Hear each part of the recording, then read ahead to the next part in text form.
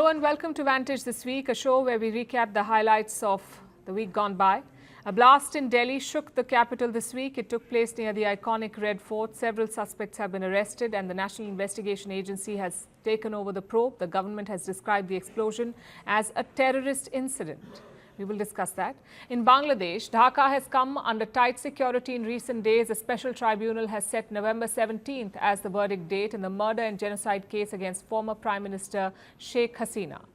How volatile is Bangladesh's political landscape? We'll take a look at that. In the Caribbean, the United States has deployed massive firepower. The US's Gerald Ford has arrived and Venezuela is on high alert. Is this a show of force or the first step towards a larger conflict? And why is digital gold facing scrutiny in India? All this and more lined up. Let's get started.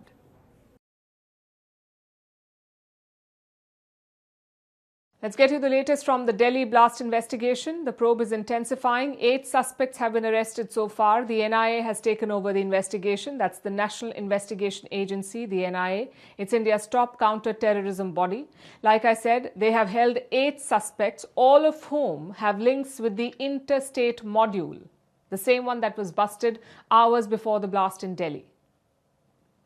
They had stockpiled 2,900 kilos of explosive material. Most of the arrests happened in Jammu and Kashmir. Out of the 8 suspects, 2 are doctors. We told you about them last night. They were associates of Dr Umar Mohammad, the man who is said to have been driving the car that blew up. Investigators are now focused on his role and motive. Did Umar Mohammad plan this explosion or did he trigger the bomb by accident? That's the question they're looking at. Meanwhile, forensic teams have collected evidence from the blast site. Some preliminary reports are out. They indicate traces of 2 different types of explosives. One was ammonium nitrate. It's one of the world's most tightly monitored chemicals. It is used for controlled explosions in mines. Around 350 kilos of this chemical was seized by security officials when they busted the interstate terror module. So did the bomb that exploded in Delhi come from the same stockpile? Again, investigators will try to answer this question. The other sample is of an unknown substance and all the collected material has been sent for lab testing. The results will tell investigators the exact composition of the bomb. Plus, they're looking into a digital trail. This part features Telegram, the popular messaging app. Telegram, it's one of the world's most widely used internet platforms. Telegram has millions of users. It is believed that Dr Umar Mohammad was one of them. Reports say that he was part of a radicalized doctors' network. The group was active on Telegram. They were coordinating through this app. Now, Telegram, as you would know, enables private messaging, but it lacks strict moderation. So, terrorist and extremist groups are believed to be active on it. This includes groups like the Islamic State and its factions. Apparently, they use this app to spread propaganda, raise funds, recruit members, and even plan attacks. And now the same app may have played a role in the Delhi blast, which is why authorities are looking into it. They're also in the process of identifying the victims. So far, the identities of 6 victims have been confirmed. This is one of the biggest challenges right now, in fact. In the aftermath of the blast, there was chaos. So tattoos, torn shirts and burned jackets, these were the clues that family used to recognize their loved ones. The Delhi government has announced compensation for the victims. A high-level review into the investigation also kicked off today, and this one is being led by Prime Minister Modi himself. He returned from Bhutan earlier today and he visited the blast survivors in hospital. Later in the day, he chaired a meeting of the CCS, the Cabinet Committee on Security. This is India's top decision-making body on national security. The Prime Minister reviewed the investigation into the Delhi blast. He was briefed on the status of the probe. Union Home Minister Amit Shah presented a detailed report. Defence Minister Rajnath Singh, Finance Minister Nirmala Sitharaman and External Affairs Minister S. Jaishankar were all present. They are also part of the CCS. The country has witnessed a heinous terror incident perpetrated by anti-national forces through a car explosion near the Red Fort on the evening of 10th November 2025. The explosion resulted in multiple fatalities and caused injuries to several others. The Cabinet unequivocally condemns this dastardly and cowardly act that has led to the loss of innocent lives. The Cabinet reiterates India's unwavering commitment to a policy of zero tolerance towards terrorism in all its forms and manifestations. The Cabinet directs that the investigation into the incident be pursued with the utmost urgency and professionalism so that the perpetrators, their collaborators, and their sponsors are identified and brought to justice without delay. The situation continues to be closely monitored at the highest levels of the government. So there are two clear priorities as of now: the progress of the investigation and the security measures being taken in its aftermath. As more details emerge, expect the government to act quickly. Remember, India's capital has been targeted for the first time in 13 years. A strong response is expected.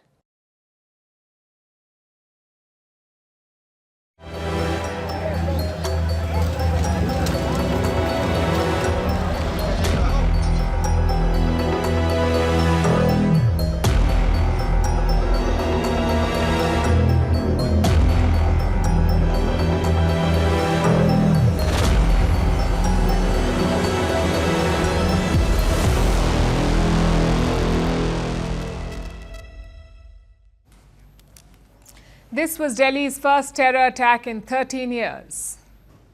But this wasn't an isolated incident.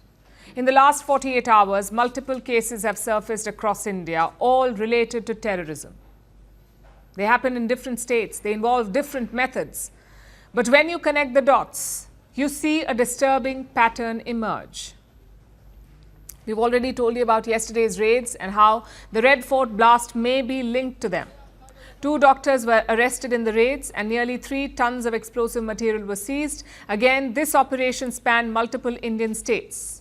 Apart from the explosives, investigators also recovered deadly weapons like AK-47 guns, pistols and assault rifles.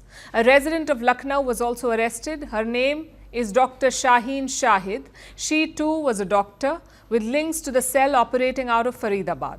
Reports say the police recovered an assault rifle from her. And while this raid and the blast in Delhi dominated the headlines, another operation was underway. This was in India's western state of Gujarat. Gujarat's anti-terror squad arrested 3 men. Among them was a doctor. He had a medical degree from China, and reports say that he was trying to make a chemical weapon.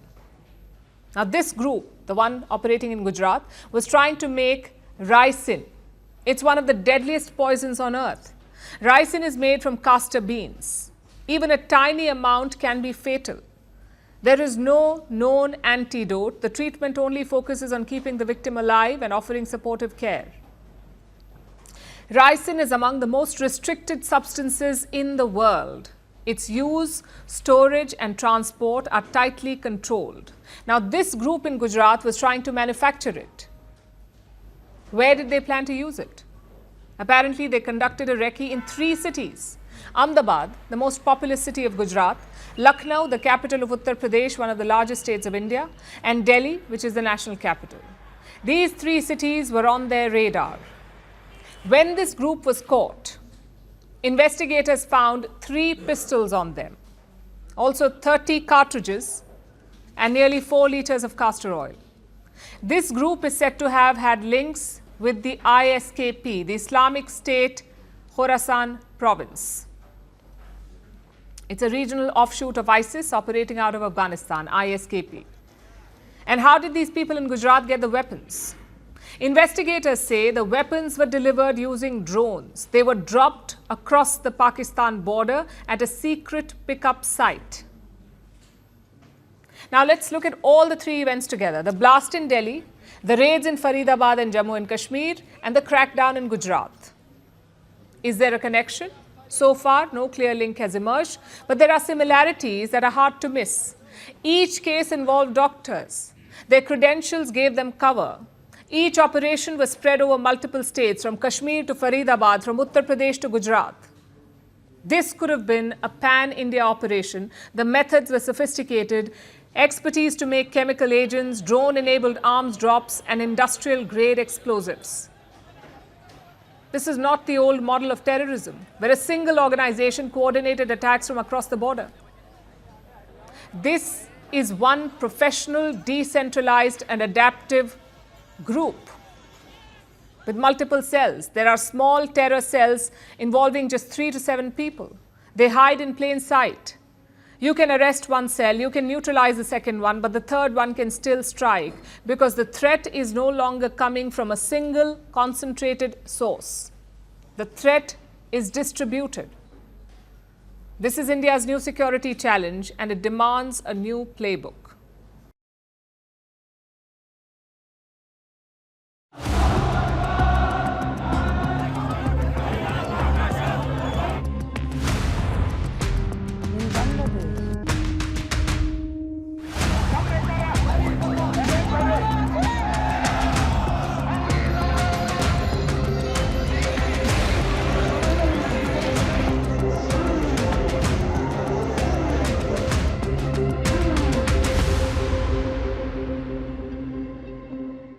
It was a tense Thursday in Dhaka, very little traffic, very few people on the streets and a lot of police presence. Dhaka did not look like a bustling Asian capital city, it looked like a city under siege. Why? All because of a sham trial, the trial of former Prime Minister Sheikh Hasina. Her case is being heard by a special tribunal in Dhaka. Hasina and her ministers face charges of murder and genocide. If convicted, they could get the death penalty. And that conviction could come soon. Today, the tribunal set the date for her verdict. November 17 is the D-Day. That's the coming Monday. So the next couple of days will be very crucial. Expect tensions, protests, and maybe even violence. In fact, we're already seeing it. Overnight, 5 vehicles were torched in Dhaka. Thankfully, no one was hurt. Then today, the central office of the Awami League was attacked. The Awami League is the party of ex-Prime Minister Sheikh Hasina. A group of 15 people lit a fire inside the building. Elsewhere, the BNP office was also attacked. That's the Bangladesh Nationalist Party, the BNP, the party of Hasina's longtime rival Khalida Zia. This party, the BNP, is touted to win the upcoming election in Bangladesh. And their office in Barishal was also burnt. Put together, dozens of such attacks have been reported, including blasts at around 17 locations. So who's behind them? The interim regime is blaming the Awami League. What a shocker. They've arrested at least 46 leaders in a nationwide hunt. They're blaming Sheikh Hasina's party for this. Which brings us to today. Security was beefed up across Dhaka. Police officers were deployed near the tribunal. The situation was tense but not violent. Only a handful of buses were seen on the streets. Private cars were virtually absent and schools were open but largely empty. In the evening, interim leader Mohammad Yunus addressed the nation. He made 2 crucial statements. One, there will be a referendum in February. It will be held on the same day as the national election. And what will people vote on? Some proposed constitutional changes. If a majority vote for them, for those changes, they will be adopted. That's the first announcement. Secondly, Yunus called for unity. He asked the political parties to put aside their differences. He urged them to display a united front. We have decided, after considering all the factors, that the referendum will be held on the same day as the next parliamentary elections. We should not tarnish the glory of the unity that the countrymen built by standing tall in the face of death against fascism in July 2024 by engaging in petty disagreements and trivial disputes. That's the thing about Mohammad Yunus. He speaks like a statesman, but his actions, they're quite the opposite. Meanwhile, Yunus's chief rival is also speaking out. That's former Prime Minister Sheikh Hasina. She fled to India in August last year after violent protests. In Delhi, Hasina has been largely silent. No interviews, no public appearances. She has lived the quiet life. But 15 months later, she is speaking out. Sheikh Hasina has given multiple interviews to the media, and she's spoken on a whole lot of issues. We'll focus on 3 of them. One, was there a foreign hand in the protests of 2024? That's a question that she's been asked and she's spoken about. Earlier, a letter had leaked. It was believed to have been written by Sheikh Hasina, and it did allude to American meddling. But she now says no. Neither the US nor any other foreign power meddled in 2024. We have always had good relationships with successive US administrations and have no reason to believe that the US government or other foreign powers were actively involved. President Trump, with whom I have very good relations, has publicly expressed his dislike of Yunus. Secondly, what is Yunus's goal for Bangladesh? Hasina wanted a progressive, secular country. What does Mohammad Yunus want? Again, listen to what she said. If Westerners think Yunus is a friendly face, they are being fooled.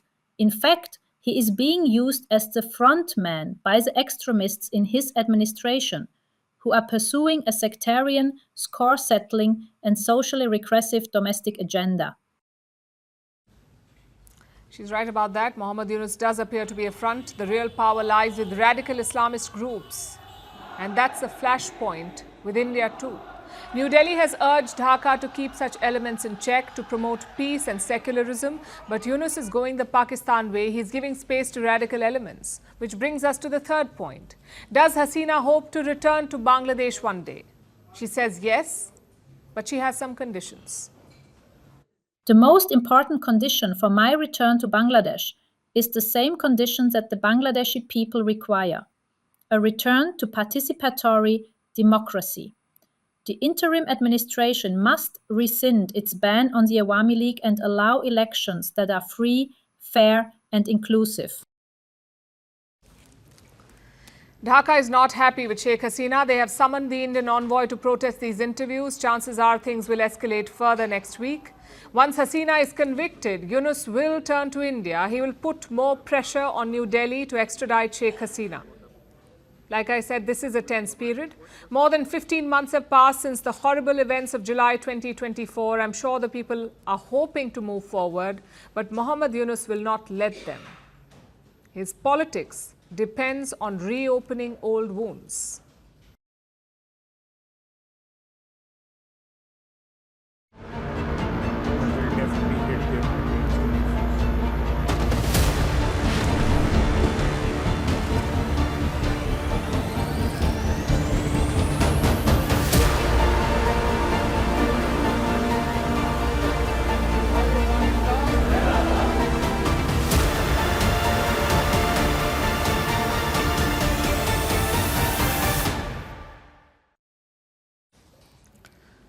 Mirror, mirror on the wall, who is the most delusional of them all? In geopolitics, there's only one answer: Pakistan. The country seems to possess a strange kind of delusional confidence. The kind where you talk about a two-front war when you're barely being able to keep the lights on. And who's leading the charge of this fantasy? Well, you guessed it right. It is Pakistan's Defence Minister Khwaja Asif, a man known less for strategy and more for sound bites that defy logic. Normally, we wouldn't take him seriously, but his latest statement deserves a special mention. And I will read it out. This is what he said. We are ready for war on two fronts. We are ready. We are prepared to face both the eastern, that is India, and western border, Afghanistan. Allah helped us in round one, and He will help us in round two. Let me break down his statement. Khwaja Asif says Islamabad is ready for a two-front war. And what are these two fronts? India and Afghanistan. It would be amusing if it wasn't dangerous, because Asif did not stop at that. He said Allah helped us in round one. So in round two, He would help them too. Now what is this round one that he's talking about? Operation Sindoor, that's what he's referring to. Pakistan-backed terrorists killed 26 people, 26 civilians, mostly tourists, in India's Pahalgam. In response, India bombed terror camps in Pakistan. Pakistan continued to escalate tensions. India bombed their military bases. Finally, Pakistan had to sue for peace. They begged for a ceasefire through back channels. If Khwaja Asif thinks that this is winning round one, we say congratulations to him. Also, here's the thing. India is not even Pakistan's biggest headache. It's the Taliban. It's a group that's Pakistan's own creation, a group that they armed, trained and nurtured for decades. Now it has come to haunt Islamabad. Leading the charge is the TTP, the Tehreek-e-Taliban Pakistan, better known as the Pakistani Taliban.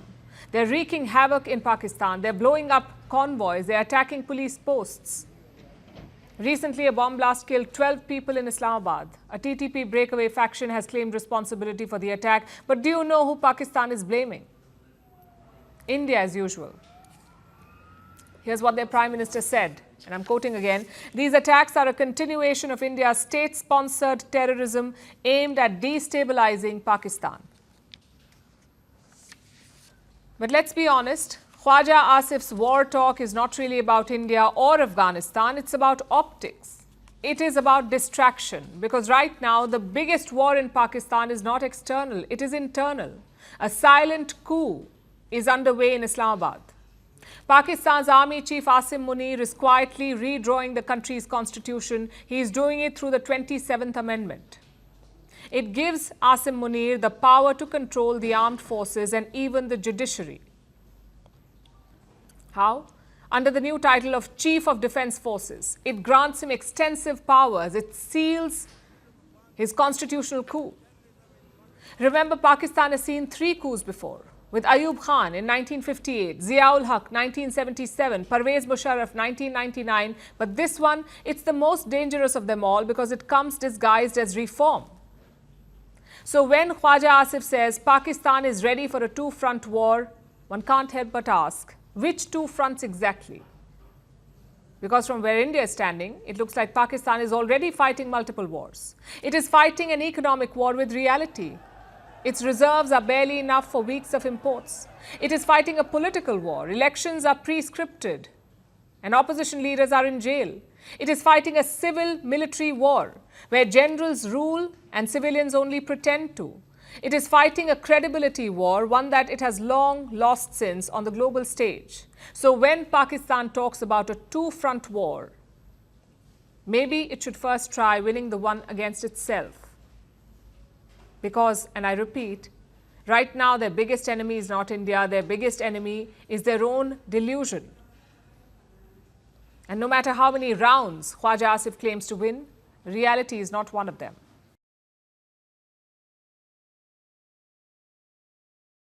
There's a war brewing in the Caribbean. On one side, the lethal American military. On the other, a desperate Venezuelan army. The guns are in place, the warships are moving in. All that's left is to pull the trigger. The question is, will US President Donald Trump do it? And we can tell you the indications are not good. Yesterday, an American warship sailed into the Caribbean, and it's not just any other warship. It's the largest and most advanced carrier in the world. The USS Gerald Ford, 100,000 tons of lethal firepower. This ship was supposed to be in the Mediterranean, but the US cut short its deployment. Instead, it was rerouted to the Caribbean. Experts say this is a strange decision for the US military because these are not nimble vessels. These are floating islands. They sail with a lot of firepower and support. Take a look at this. 5,500 soldiers, 75 attack and surveillance aircraft, which includes FA-18 fighter jets, and 5 missile-guided naval destroyers. This is what the Gerald Ford is bringing to the Caribbean. A lot of additional firepower is already there. There are 10,000 US soldiers in the region. Around half of them are in Puerto Rico. This is an overseas US territory. It's around 800 kilometers from Venezuela. Back in September, the US military had reopened a base on this island. So clearly, they were planning to mobilize.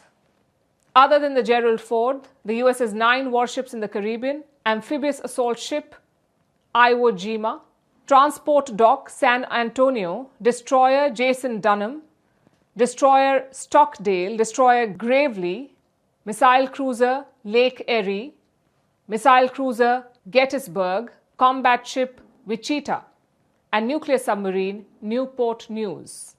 Plus, you have the air assets, the B-52 strategic bombers, the B-1B supersonic bombers, the F-35 fighter jet, and the MQ-9 Reaper drones. All of these assets are deployed in the Caribbean. Now, I could detail each of these weapons, but I'm sure you get the idea. You don't order this kind of firepower for no reason. You're either preparing for war or you're hoping to scare the opposition into submission. So which is it? In public, the other side is not acting scared. Yesterday, Venezuela staged a military drill. Their defense minister promised to protect the homeland.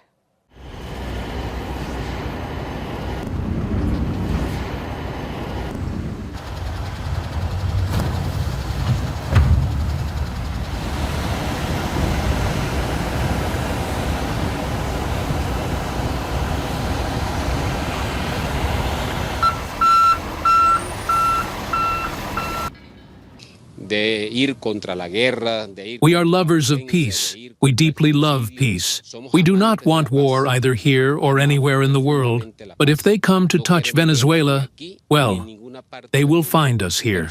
Walk through the streets, walk through the barracks, walk through the communes, walk through the communal militia units, and there you will see a people determined to defend this homeland to the death.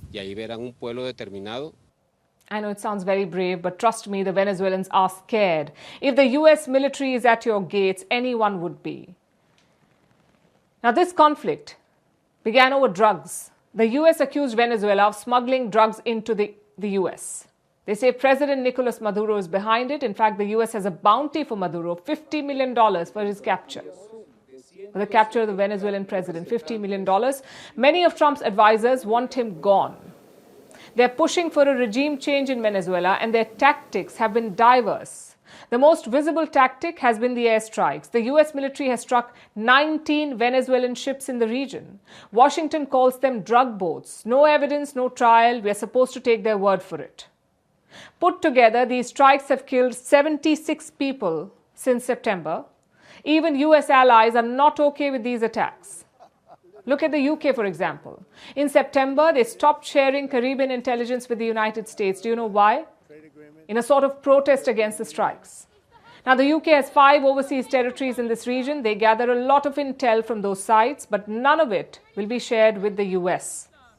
Yet Trump doesn't seem to care. He has carried out more attacks since September, but will it go beyond that? Well, capability is not a question. The US military is far superior to Venezuela. They could neutralize them in weeks, if not days. But what happens after that? As of this week, the US has 15,000 troops in the region. That is not enough to occupy a country of almost 30 million people, so they can beat Venezuela but not hold it. Which brings us to some of the possible scenarios. Number 1, limited strikes to weaken Maduro. Reports say crucial military targets have been identified. If Trump agrees, they could be hit. Number 2, targeting national resources.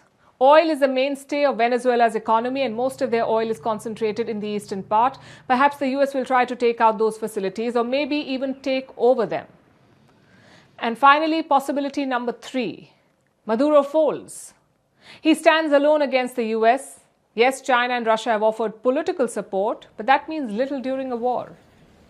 So Maduro may choose to strike a deal with Donald Trump.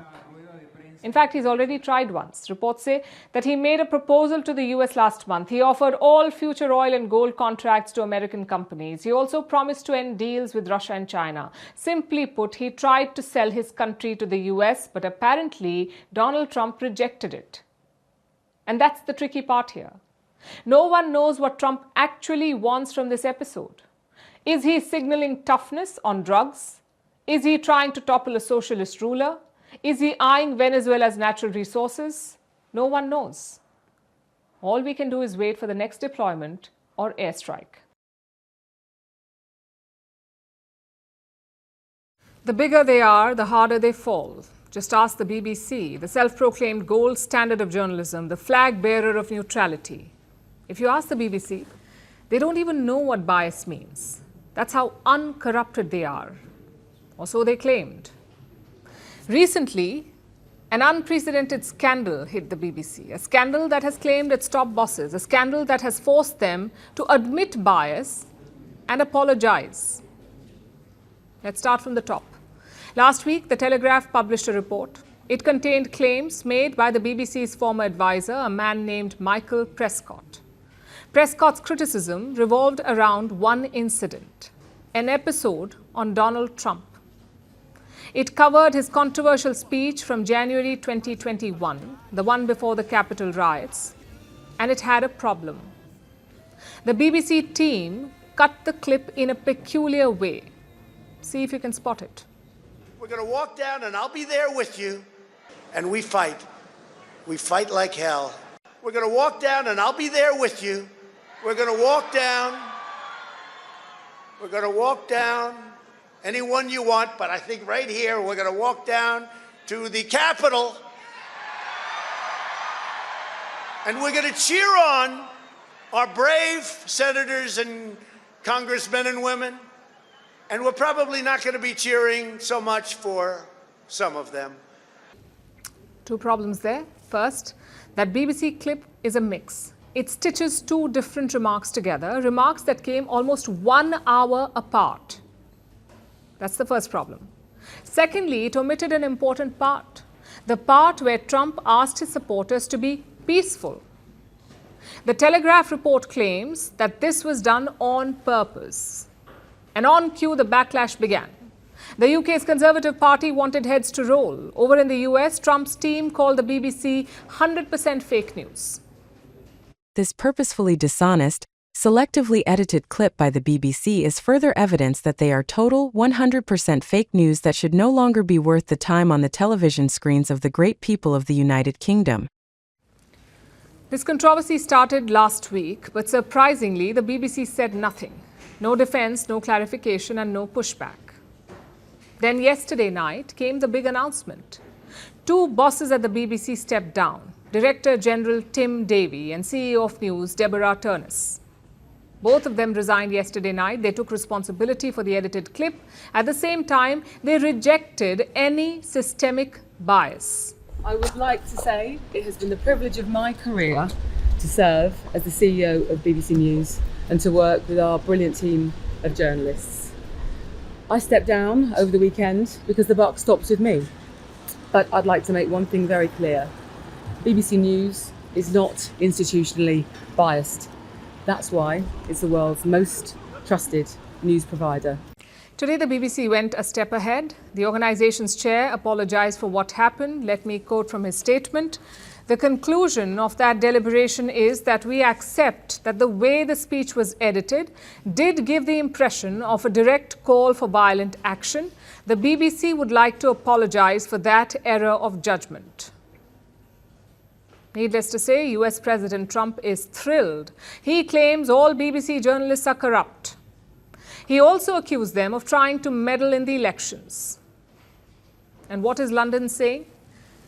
Well, UK Prime Minister Keir Starmer's office has responded. They say accountability is key for the BBC. At the same time, he rejected claims of systemic bias. And that seems to be the strategy here. Accept blame in this case, but reject the notion of systemic bias. That's what they're trying to do. Frankly, that sounds counterproductive. Let me explain why. Yes, the BBC edited Trump's clip. Yes, they omitted some parts of his speech, but overall, the story stands. In 2021, even the US Congress tried to convict Trump.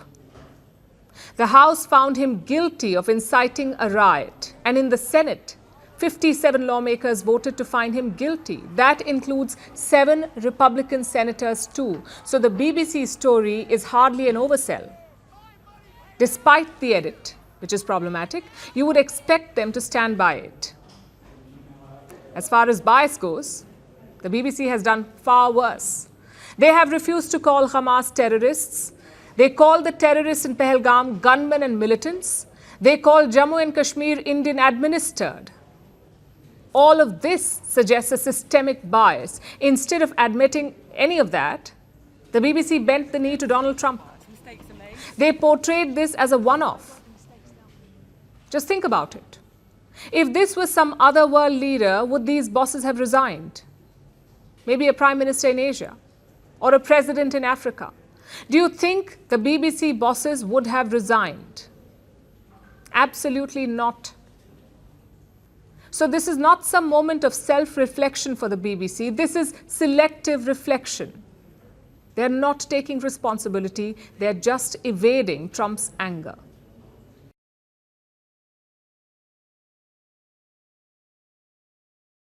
It's not just China. The US economy is also going through a crisis. Yesterday, there was a meltdown in Wall Street. Almost $1 trillion were wiped out. Imagine that. $1 trillion in value gone in one day.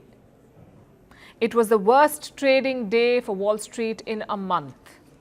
We'll get to the reasons in a bit, but first the numbers. The S&P 500 index dropped 1.7%. Nasdaq plunged 2.3% and Dow Jones 1.7%. This drop was led by the tech companies. Let's look at the big ones.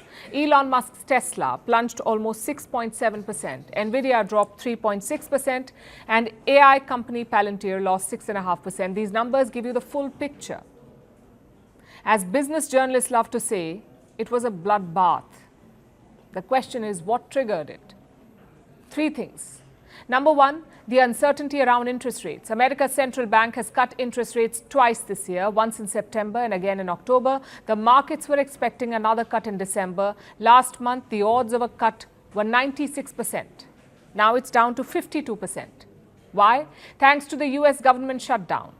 No official data has been published in more than 40 days. No inflation data, no jobs data, no trade data. So the US Central Bank or the Federal Reserve is basically flying behind.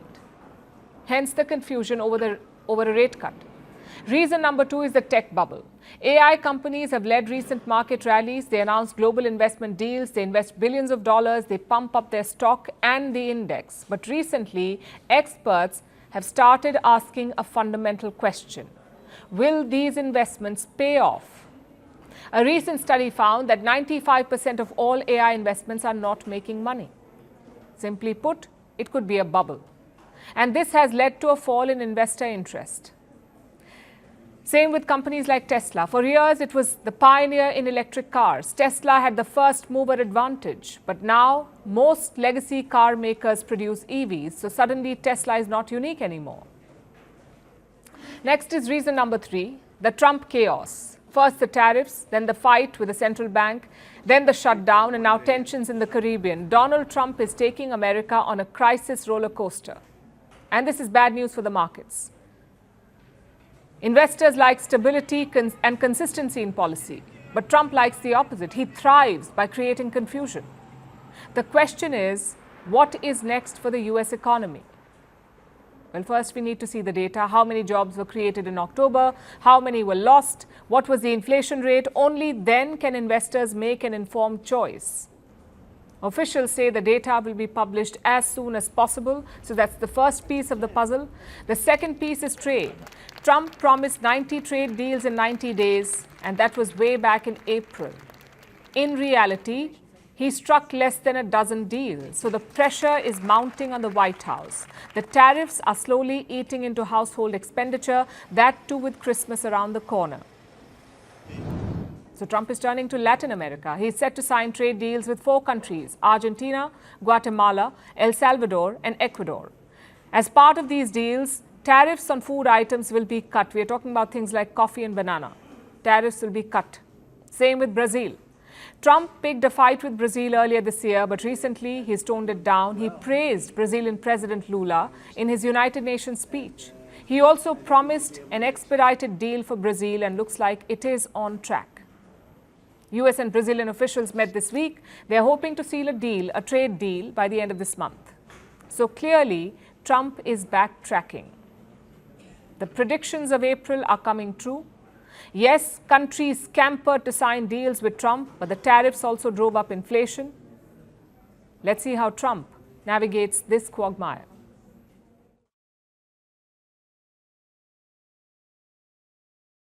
Meanwhile, in China, the economy is losing steam. The latest economic data was released today, and it shows a worrying trend. China is slowing down faster than expected. Broadly, there are 3 reasons for this. Number 1, there's a big drop in investment. Number 2, a slowdown in China's factories. And number 3, weak spending by consumers. We talked about spending yesterday, so tonight we'll focus on the other 2 factors, and we'll start with investment. There's a drop in fixed asset investment. What does that mean? Fixed assets, as the name suggests, are big long-term purchases made by a business. Things like land to build a factory, or machines to boost production, or trucks to deliver goods. These are not your everyday expenses. These are investments meant to last at least more than a year. So when companies spend on fixed assets, they're planning for growth, they're betting on more demand, they expect more customers and more output. But right now, that spending is shrinking.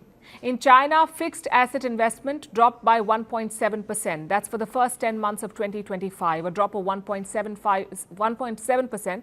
It may look like a small number, but this is the steepest fall ever recorded for this period. And it's a red flag. Because when firms stop investing, it means that they're having doubts about their future and their profits. And that is why this number matters. It shows where the economy is headed. This investment slump is feeding into factory outputs. That's the second factor driving the slowdown. China's factories are churning out fewer goods. Look at industrial production. It rose by just 4.9% last month. Now, this is a measure of how much factories are making, industrial production. At 4.9%, this is the weakest growth rate for this year so far. It's also lower than what economists had predicted. Basically, every growth engine of China has been hit, whether it's spending on roads, bridges, or ports, or investments in fixed assets, or even the real estate sector. It has barely recovered from the housing crisis. In fact, there are fresh risks of default. So even the real estate crisis is far from over in China. Loans worth over $1 billion could default. These are backed by property assets. And banks across Asia have exposure to this debt. I'll give you some examples. In Hong Kong, there's a real estate giant called the Parkview Group. It has a loan worth $940 million. This loan is due this week. The company wants to extend the deadline by 1 year. But the talks are still stuck. Similarly, another company is on the brink. It's a firm called Gore Capital Partners in Hong Kong. They have to repay a loan worth $260 million. They've already missed a payment. The debt matured this week. Now, the creditor can declare a default at any time unless they're able to reach a new arrangement with their lenders. And big banks have exposure here. We're talking names like HSBC, the Hang Seng Bank, and several banks from Taiwan. They face a difficult decision. If they keep extending loan deadlines, they only delay the crisis. But if they force a default, they could suffer bigger losses. So the impact of China's slowdown could spread. It could hurt economies and entities beyond Chinese borders. Having said that, there's a silver lining too. China's economy will grow at 4.9% this year. This is despite all the challenges that we just discussed. The government's target was 5%, so 4.9 is very close to the mark. It's something to cheer, although it masks the underlying weakness. Because the problem is not just the numbers, it's the wider trend, the slowing growth, the eroding confidence, both at home and abroad. Long story short, the world's second largest economy is struggling to find its footing.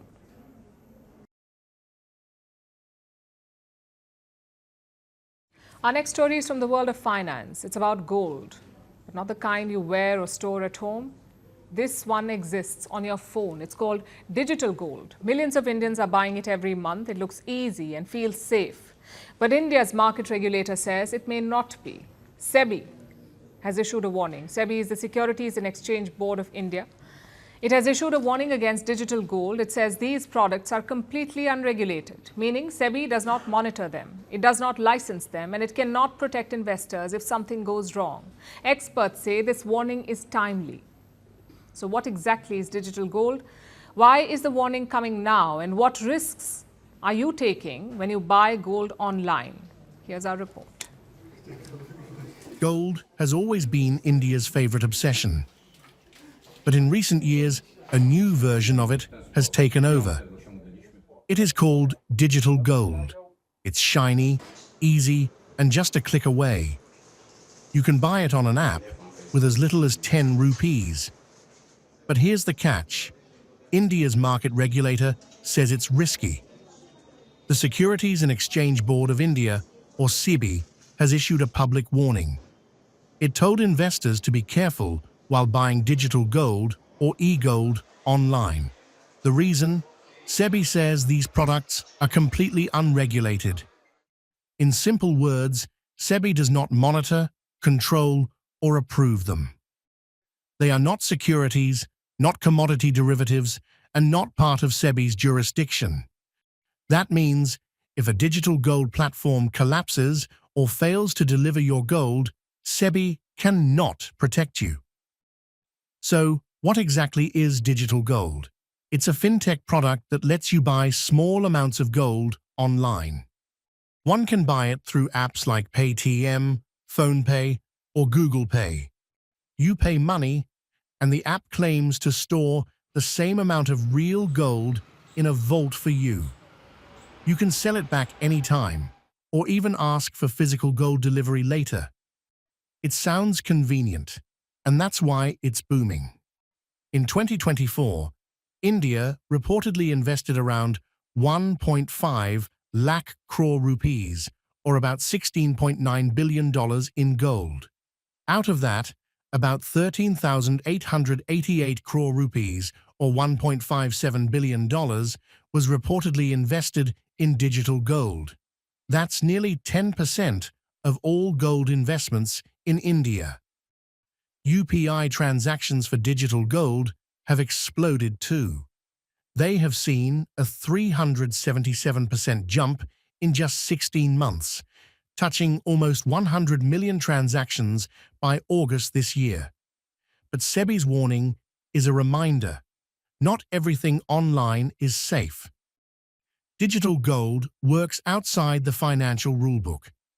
There's no law to check if the vaults really hold your gold. There's no audit, and no guarantee of what happens if a company shuts down. Experts say that creates two main risks. First, counterparty risk. That is, if the company or vault fails, your gold could disappear. Second, operational risk. That is, technical errors, fraud, or purity disputes. And with no regulation, you have no investor protection, no SEBI complaint system, no compensation fund, no official help. By contrast, SEBI has regulated gold products that are safe and transparent. These include gold exchange-traded funds, electronic gold receipts, and exchange-traded gold derivatives. All of them are sold through SEBI-registered intermediaries and come under strict supervision. That's why SEBI is drawing a line. It isn't against buying gold. It's against buying gold without oversight. Because in this space, trust alone isn't enough. Experts say SEBI's caution is timely, a step to close the regulatory gap in India's fast-growing financial market. For now, SEBI isn't banning digital gold. It's simply asking investors to be careful. Because while gold remains India's favorite asset, not every investment in it comes with protection.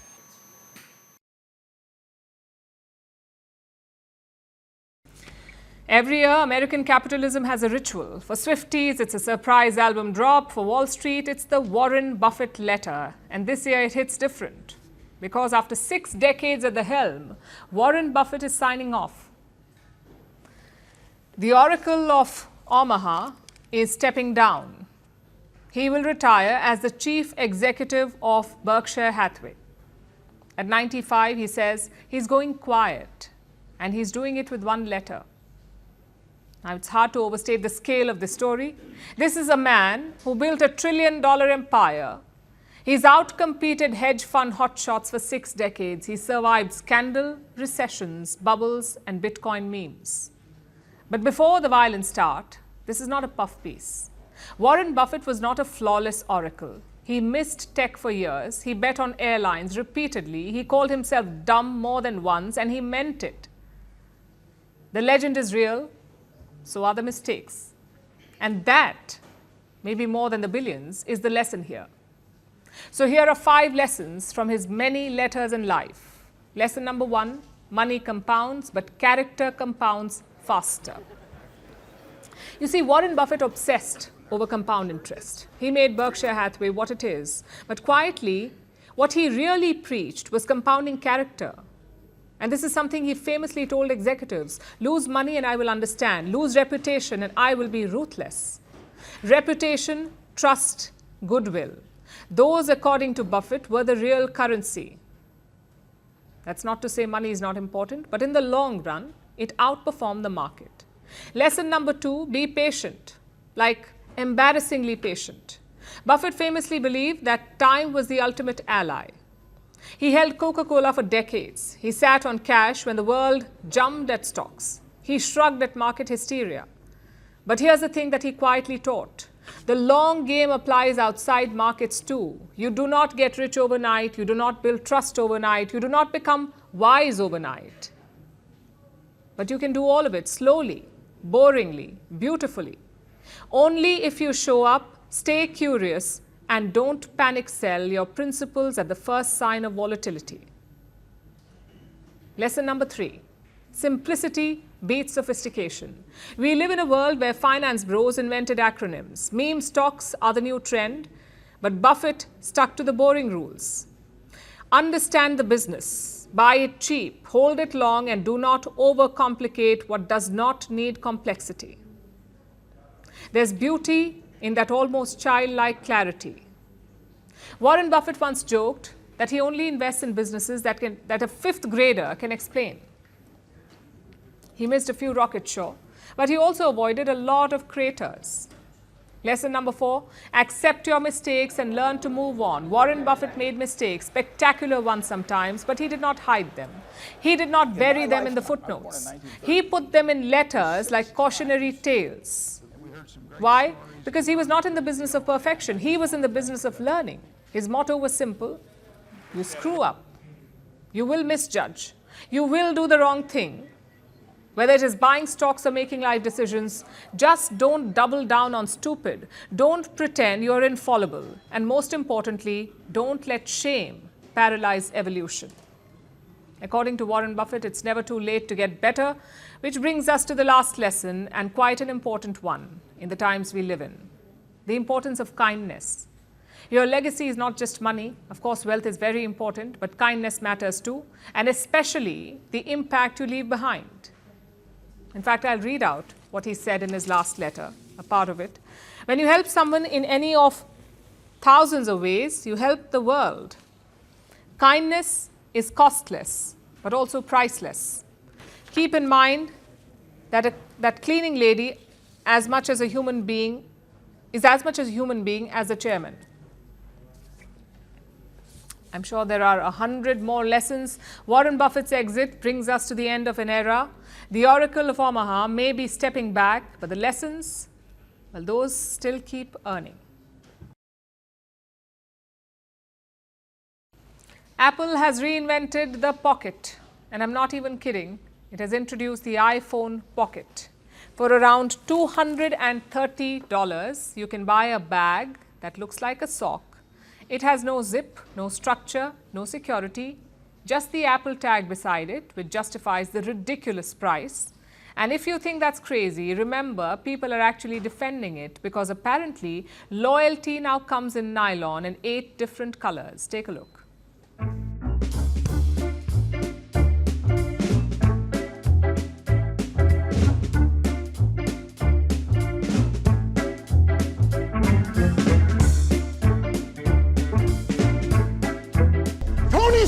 Was able to build this in a cave with a bunch of scraps.